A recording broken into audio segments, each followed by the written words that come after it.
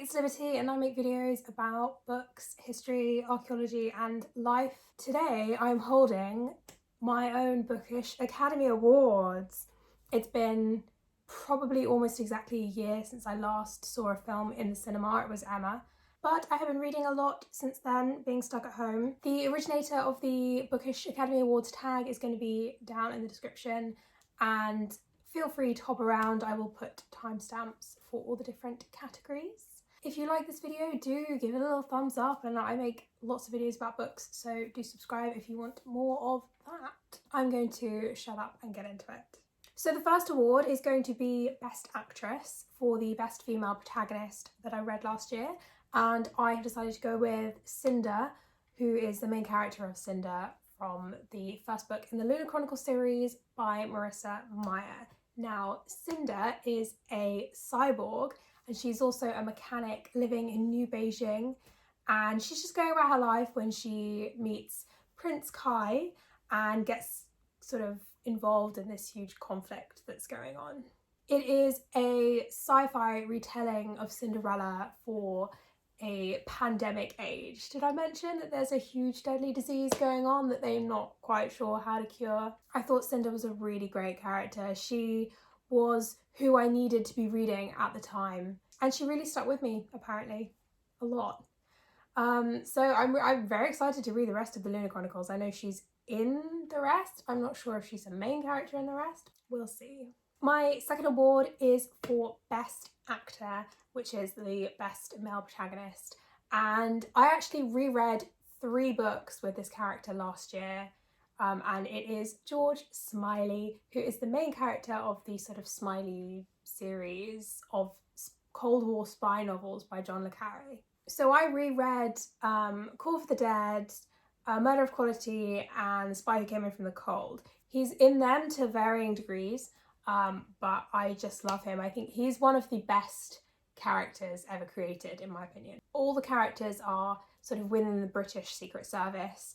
I heard that le Carre, who is the king of spy literature, and was also in the British Secret Service, I believe, he created George Smiley as a response to James Bond, because he thought James Bond was like a really inaccurate and damaging portrayal of the intelligence service. George Smiley is a very outwardly polite and unassuming individual, which sort of allows him to fly under lots of people's radars. Yeah, so people underestimate him and don't expect him to be such a, you know, wise, witty, linguistic genius. The next award is for Best Cinematography, and that is going to Once Upon a River by Diane Setterfield for the best twisty, turny plot. So Once Upon a River I've talked about recently. It is set on the Thames. There's this pub and it's kind of famous for its storytelling. It's historical fiction, and I just thought it went so well with the cinematography prompt for the plot, but also for the fact that it feels very, I don't know, aesthetic, like it would have an amazing soundtrack and, you know, really ethereal and ooh. Anyway, this man shows up with a dead child in his arms, except she seems to have come back to life, and multiple people end up claiming her. The imagery was gorgeous. It was really atmospheric. I really enjoyed this book. The next award is for Best Supporting Actor and Actress, aka Best Sidekicks. And for this, from a award level, assume that Kaz and Inez are the main characters. I'm going to go with the rest of the supporting cast of The Six of Crows duology by Leigh Bardugo. We have Sharpshooter Jesper, we have Magical Grisha Nina, we've got like broody soldier Matthias, and then we've got Wylan, who's a merchant's son. I think, gun to my head, Jesper is probably my favourite, literally in his case. They are all really diverse in their physical and personality features. I just want to be a part of their crew. These 6 characters get together to pull off a heist. Leigh Bardugo has done a fantastic job of giving all her characters really satisfying story arcs. So I was very pleased with that, and that is the main reason why they win this award. The next award is for Best Original Screenplay, which is going to the Most Unique Plot or World. Last year I read Two Dark Reigns by Kendare Blake, which is the third book in the Three Dark Crowns series. It's a YA fantasy series where every generation the queen bears triplets who are all magical in some way, and they sort of get brought up by different factions depending on what sort of power they have. When they reach 16 years of age, they have to battle it out, and the last one left standing gets to be the queen. So we have Mirabella, who is an elemental, and then we have Arsinoe, who is sort of, they call her a naturalist. She can, make flowers grow and control animals and that kind of thing. And then we have Catherine, who is able to withstand large amounts of poison. The concept definitely made me want to pick up the book, and I want to continue on with the series. I'm really curious. So the next award is for Best Adapted Screenplay, which is the Best Book to Movie Adaptation, Crazy Rich Asians. So this book is written by Kevin Kwan, and it focuses on Rachel Chu. So essentially, Nicholas Young has neglected to tell his girlfriend that he is from a very rich family, and he sort of takes her to Singapore to meet his family, to go to a wedding, and Rachel is shocked by just how rich he is and the world that he has grown up in. She has to adjust to this lifestyle and the attention that being Nicholas Young's potential future wife brings to her, especially from his mother. There's a lot of tensions of sort of old versus new money, mainland Chinese versus sort of overseas, Asian American Chinese. I was really excited to get more of Astrid, which is Gemma Chan's character in the movie. And like going through into future books, I hear there's more of her, which makes me want to finish the series. The next award is for Best Director, which is an author that you discovered this year. And I have to give this one to Georgette Heyer, honestly. I read 2 of her books. She is a historical fiction, sort of Regency, mostly, romance writer. I read Cousin Kate and Arabella. I was looking for some Regency because I was in the mood for something Jane Austen-y at the time, but there's only so many times you can read that, I don't want to make myself sick of them. She's written so many, dozens and dozens of historical fiction novels. Both of the books I read were solid with likeable protagonists, although sometimes I think they might be too likeable. I'm hoping there's some more grey in some of her other books. But they did the job, and if I'm ever in the mood again, I have a couple on ebook that I'm ready to dip into.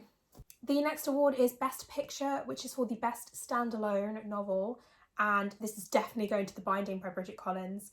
I rave to everyone about how much I love this book. It is a magical realism historical fiction novel which focuses on Emmett Farmer, and he is an apprentice bookbinder, and that means he not only binds physical books, but he's trying to learn how to bind memories into those books and to help people forget things. He comes into contact with more bookbinders who are a bit more nefarious with their services, and he finds himself in the middle of something completely unexpected. The characters are so lovable. I rooted for the romance in this so hard. I wish I could know how these characters live the rest of their lives. Ugh.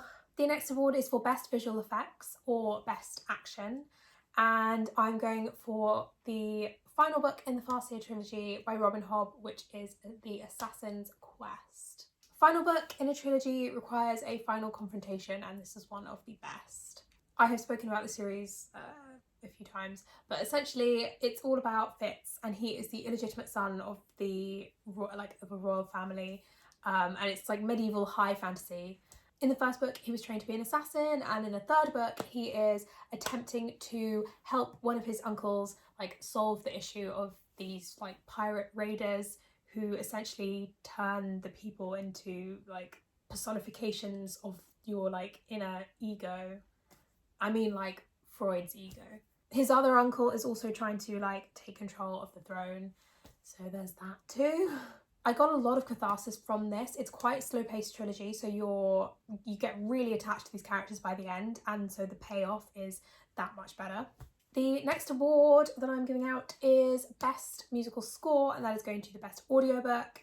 And this has to go to A Gentleman's Guide to Vice and Virtue by Mackenzie Lee. This novel is centred around Henry Montague, who is the firstborn son of an English nobleman. He is a disappointment to his father for his hedonistic, undiscriminating ways, and he sets off on a grand tour of sorts with his best friend Percy, who he's in love with, and his sister Felicity. However, things happen and it is an adventure story spanning across Europe. The narrator got Monty's voice down and the characters are so lovable. It just works perfectly as an audiobook. The next award is Best Foreign Film, and that is going for the Best Diverse Author or most diverse story. And of course, I'm going for Queenie by Candice Carty-Williams. This is a contemporary novel all about Queenie, who is a sort of mid-20-something Jamaican British woman who is living in London. It's not only a story about her being caught between two cultures, but also a really relatable story about her friendships, her relationships, and like how we value ourselves. It covers some really heavy topics in a totally readable way, and you just root for Queenie so much to just be happy and get herself together because she deserves it.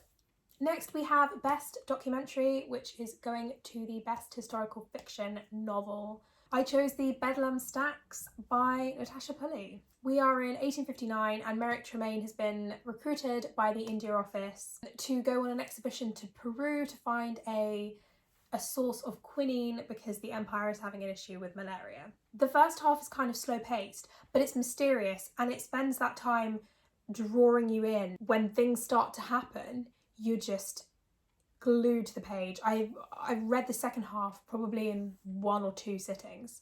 There's this blend of magical realism and religion and science and it just all fits together and it works. There's often, you know, magic versus science or science versus religion or something like that, and I don't like reading that. Anyway, it was just such a beautiful story and I loved it. The final award is Best Costume Design, and that is obviously the best book cover. And for that, I actually am bringing out a physical book, which is The Queen's Arrival by Anne O'Brien. I rarely buy hardbacks, but essentially it is all about Cecily, who is the Duchess of York, and it is all about her and her life and her connections through the War of the Roses.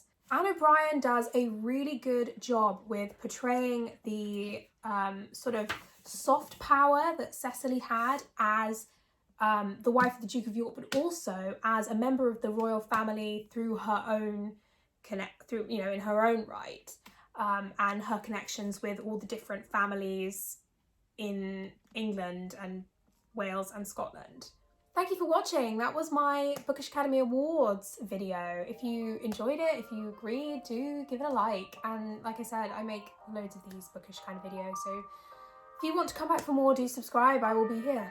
And do let me know what books you would have chosen for these categories. That'd be fun. Happy reading.